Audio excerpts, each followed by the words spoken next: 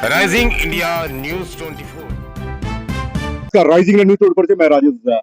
मैं इस वक्त नंदगांव थाने पे हूँ, जहाँ पे 4 साल की बच्ची का बलात्कार के मामले में किसानों का आंदोलन है, उसी के बारे में बात करेंगे यहाँ पे। जी सतपाल भाई, क्या मामला है, क्या चक्कर है कि आपको थाने बैठना पड़ा है? देखिए, मामला ये है कि आप एक बार जरा उधर देखिए कि वो लोग अभी भी हंस रहे हैं। एक पीड़ित व्यक्ति है, एक इकलौते पुत्र का बाप जिसका बेटा नहीं रहा है इस दुनिया में, और ये लोग देखो इनकी हंसी, ऐसे लोग, ठीक है, ये लोग हंस रहे हैं। ये जो एसएचओ है यहाँ का, वो बिल्कुल तानाशाह हो चुका है, वो किसी की नहीं सुनता है।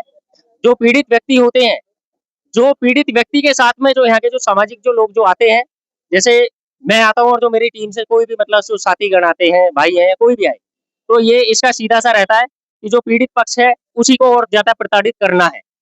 आपके सामने ये केस है, ये केस संख्या ये आप देख लीजिए, ठीक है, ये सारा ये केस है, ये मैं बाकायदा इसमें मैं लिख के लेके आया हूँ सारा कुछ, ठीक है।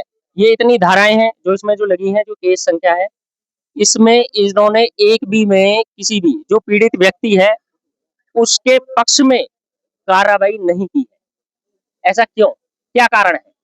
क्या आप किसी की मौत पे भी मतलब तमाशा बन के केवल पैसा कमाना ही हो गया है? क्या इसमें भी लिपापोती हुई है? बिल्कुल लिपापोती हुई है। पूरा लगभग 7 केस हो चुके। आप एक बात बताइए, 4 साल की बच्ची के साथ में बलात्कार हो जाता है और उसको मार दिया जाता है, और उसमें पास्को एक्ट नहीं लगाई जाती है, उसमें बलात्कार नहीं जोड़ा जाता है, उसमें SC ST नहीं जोड़ी जाती है। क्या कारण होता है? इस जैसे तानाशाह एसएचओ को जो तलब किया जाता है, जब सुप्रीम कोर्ट के हमारे जो वकील है उन्होंने इसको वहां पे कटघरे में खड़ा किया, तब ये वहां पे जाता है, तब ये जवाब देता है। यहाँ तो ये किसी से बात करने के लिए भी नहीं मतलब बोलता है। महेश जी, क्या कहना चाहेंगे ये सब जो मामले चल रहे हैं इस तरह से? देखिए जी, यहाँ का जो एसएचओ आया हुआ है, जब से आए हैं तब से तानाशाही पुरजोर यहाँ के लोगों पे की जा रही है। यहाँ अगर कोई आता है सामाजिक व्यक्ति या संगठन से, वो यहाँ पर अपनी बात रखने आता है, उसको लाठियां दिखाई जाती है, उसको धक्के मार के बाहर निकाला जाता है और आप बातों को दबाया जाता है। आवाज उठा नहीं सकते, ऐसी स्थिति आ गई। पुलिस प्रशासन यहाँ लोगों को मदद के लिए इन्हें नियुक्त किया है, और यहाँ पर ये उन्हीं को ही दबाने का कार्य करे। अगर कोई, अभी हमारे बाबूजी खड़े हैं, उनके लड़के का जब यहाँ पर प्रकरण आया था, तो इनके बच्चे, इनको यहाँ से थाने से धक्के मार के बाहर निकाला गया, और जो दोषी थे उनके माँ बाप को बैठा के चाय नाश्ता करवाया जाता। तो आप समझ सकते हैं कैसी दोहरी राजनीति कर रहे हैं। जिनके पास पैसा है, दम है, उनको तो ये बैठा के चाय पिला रहे, और जो व्यक्ति पैसा खर्च नहीं कर सकता, इनकी जेब में नहीं डाल सकता, उनको धक्के मार के और बाहर निकाल दिया जाता है। मतलब सिर्फ आज पैसे का ही यहाँ बोलबाला है। दोषियों को छोड़ा जा रहा है और निर्दोषों को पकड़ा जा रहा है। वैसे भ्रष्टाचार का आरोप लगाया जा रहा है, क्या मामला? भ्रष्टाचार का आरोप पूरा है जी, पूरा 100%। हादसे के अगले दिन जाकिर सर ने, एक गुलजार सर है, गुलजार सर है, उनको भेजा मेरे पास में। रिश्तेदार आए हुए थे कि बोले भी यहाँ क्यों इकट्ठे हो रहे हो मेरा माता में, मेरे पास तो लोग आएंगे भैया, रिश्तेदार है। उन्होंने कहा कि आपकी बात बिल्कुल सही है, आप सर से बात कर लीजिए। मैं तो सर ने भेजा हूँ। मैंने कौन से सर? बोले जाकिर सर। उन्होंने नंबर मेरे कान पे लगा दिया। जाकिर सर ने बोला आप चौकी पे आ जाओ, बैठ के बात करते हैं। चौकी पे आ जाओ, बैठ के बात करते हैं। मैंने बैठ के बात नहीं करनी मुझे, आप थाने आ जाओ। मैं थाने आ रहा हूँ, थाने बात करेंगे। बोले थाने मत जाओ, आप चौकी पे आ जाओ और बैठ के बात करते हैं। पिंक चौकी पे बुलाया मुझे। पिंक चौकी पे बैठ के बुलाने का मतलब है, बोले आप अकेले आना। उसका मतलब ये है कि सीधा सीधा उनको चाहिए। पिंक चौकी पे अकेले आदमी को बुलाने का मतलब है सीधे सीधे बैठ के बात करना उनको चाहिए, और वो मैंने नहीं दिया, इसलिए केस मेरे खिलाफ कर दिया।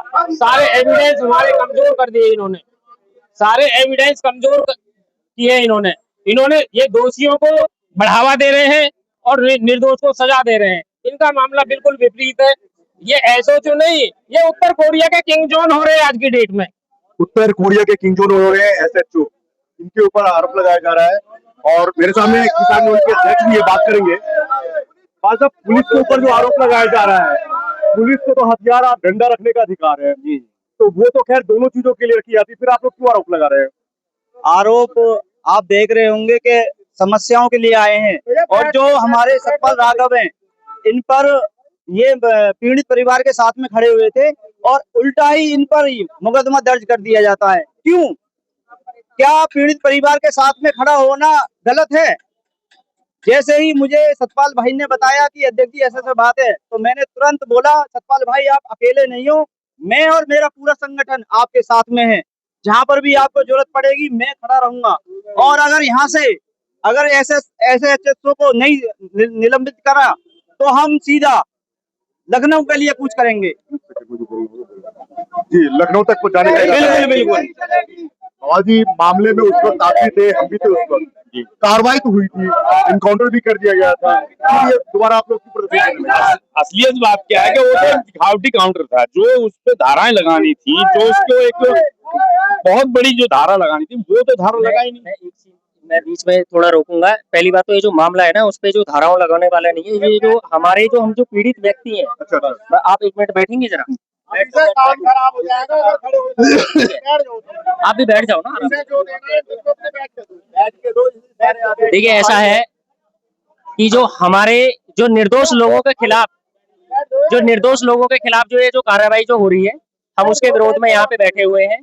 और ये जो तानाशाह जो इंस्पेक्टर है, लगभग 7 केस हो चुके हैं, जिसमें कि एक बच्ची का मर्डर, 4 साल की बच्ची का, एक 3.5 साल की बच्ची के प्राइवेट पार्ट्स के साथ में छेड़खानी की जाती है। उसमें पता नहीं है कि अभी इन्होंने क्या किया है, कुछ किया है, लेकिन इन्होंने अब कर दिया होगा। कार्रवाई हुई है, ठीक है ना? हाँ, उसमें कार्रवाई इन्होंने करी है केवल एक केस में।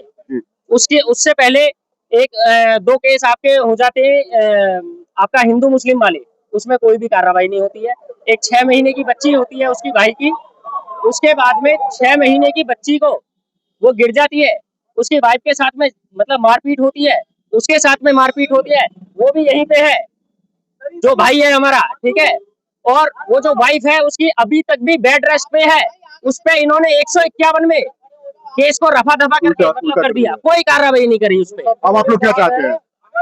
हम ये हमारे जो यहाँ के जो सामाजिक लोग हैं उन पे मुकदमा किए जा रहे हैं। जो यहाँ समाज के लिए जो हम आवाज उठाते हैं, जो न्याय के लिए हम आवाज उठाते हैं पीड़ित की, तो उन पे अगर मुकदमे हो जाएंगे तो कौन खड़ा होगा फिर? मुकदमा किस मामले में हुआ है? इन्होंने उसमें हर्ष सोनी वाले केस में किया है। हर्ष सोनी वाले में? हाँ, हर्ष सोनी वाले केस में, जबकि मैं उसमें था नहीं। मेरे पास में जब कॉल मतलब मुझे पता चला तो भाई मैं यहाँ पे क्षेत्र में रहता हूँ, क्षेत्र मेरा है। अच्छा, बताया जा रहा है कि हर्ष सोनी वाले मामले में आपने कुछ विवादित पोस्ट कर दिए थे क्या? विवादित पोस्ट क्या किया था मैंने? कुछ ऐसा किया तो वही पूछ रहा हूँ। नहीं, मैंने क्या विवाद? अगर सवाल उठाना है, अगर मेरा सवाल उठाना, अगर आप कार्रवाई नहीं कर रहे हैं उचित और मैं अगर उसकी मैं मांग कर रहा हूँ तो क्या वो विवादित है मेरा? नहीं, ये तो बात मैं न्याय की मांग क्यों नहीं करूंगा? अधिकार है। क्या इस संवैधानिक देश में, क्या संविधान के हिसाब से जो देश चलता है, क्या उसमें न्याय मांगना गलत है? नहीं, बिल्कुल सही बात है। तो मैं क्यों ना मांगू न्याय? ये बताइए आप, क्या ये तानाशाही है कि मेरे खिलाफ ही मतलब कार्रवाई करी जाएगी, या जो मेरे साथी हो उनके खिलाफ मतलब कार्रवाई करी अब आप जाएगी? लोग क्या चाहते हैं? हम ये चाहते हैं ऐसा तानाशाह इंस्पेक्टर यहाँ से जो एसएचओ है उसका निलंबन हो और ये सस्पेंड करा जाए। उसके बाद में जो केस है हमारे ऊपर, जो भी धाराएं जो लगी हैं, वो वापस लिए जाए, बस।